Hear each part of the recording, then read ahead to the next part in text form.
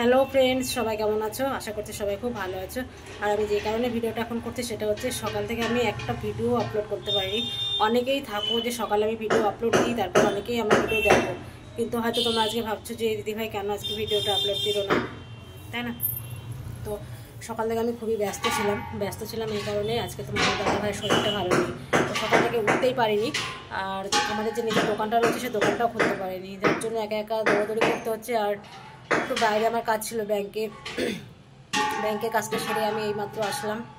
এসে সকালে জলখাবারটা করে দিয়েই ব্যাংকে গেছিলাম, দিয়ে এসে এখনও রান্নাবান্না কিচ্ছু বসাতে পারিনি। এখন 11:30 উপরে বাজে।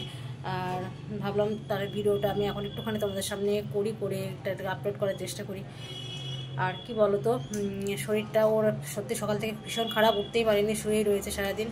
আর যার ফলে মানে সব কাজের একদম মানে কি বলবো, কোনো কাজে ঠিকঠাক মানে হচ্ছে না। বাড়িতে তো দৌড়দৌড়ি করছি।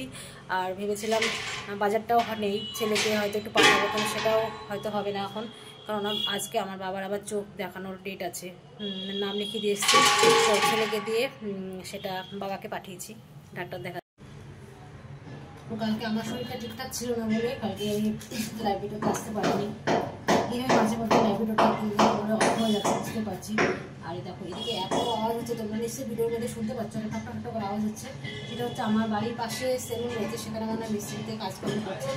তো দেখো কেমন আমার চারদিকে এত আওয়াজ না, মাঝে মধ্যে সত্যি ভালো লাগে না। আর আমার বাড়িতে এমন একটা জায়গায় সবসময় মানে রাত্রি 1টার সময় যে একটু মানে বাজে যখন 1টা, তখন লোকজন বাড়িতে ঢুকে যায়, কিন্তু কিছু কুকুর, কিছু পাগল, কিছু মাতাল মানে বাড়ির সামনে এসে এমন শুরু করে আর কি, মানে রাত্রি 1টা 1টা 2টো বেজে গেলে অনেক ঘুম আসে না, এরকম সমস্যা হয়ে যায় আমাদের, ঘুমের সমস্যা হয়ে যায়।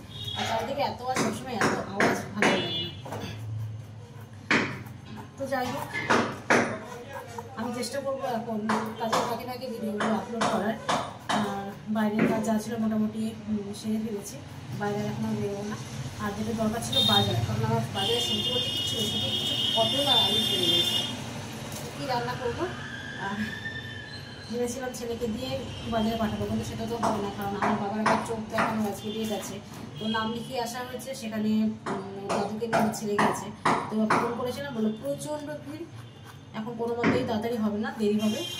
তো সে দাদুকে নিয়ে ওখানে বসে আছে লাইন্স ল্যাবে, জানি না কখন আসবে। আর বাজারটা মনে হয় না আজকাল হবে, তবে যা আছে তাই রান্না করবো, কিছু করার নেই। আর আমি বুঝতে পারিনি যে আসলে কি বলতো, বাইরে এত রোদের তাপ, আর আমাদের সবাইকে বাইরে বেরোতে হয়, যার জন্য শরীরটা সত্যি মানে কারোরই ভালো যাচ্ছে না। আমাদের দাদাভাই যা সকালবেলা থেকে হট করে শরীরটা খারাপ হয়ে যাবে বুঝতে পারিনি। কালকে তো ঠিকঠাক ছিল, কিন্তু আজ সকালবেলা উঠেই বলছে আমি আর উঠতে পারছি না, মাথাটা এত প্রচণ্ড ঘোরাচ্ছে, হয়তো প্রেশারটা বেড়েছে। তোমরা কিন্তু আমি ভিডিওগুলো আপলোড করলে অবশ্যই দেখো, আমার পাশে থেকো। আর তোমাদের তারপরে সকালবেলা উঠে প্রচুর কাঁচা ধোয়া করেছি, আর এতটা মানে রোদ, মেলতেই তো শুকিয়ে যাচ্ছে, প্রচণ্ড মানে রোদের তাপ। সবাই একটু সাবধানে থেকো, কারণ এই সময়টা বাইরে বেরোলে একটুখানি সাবধানে।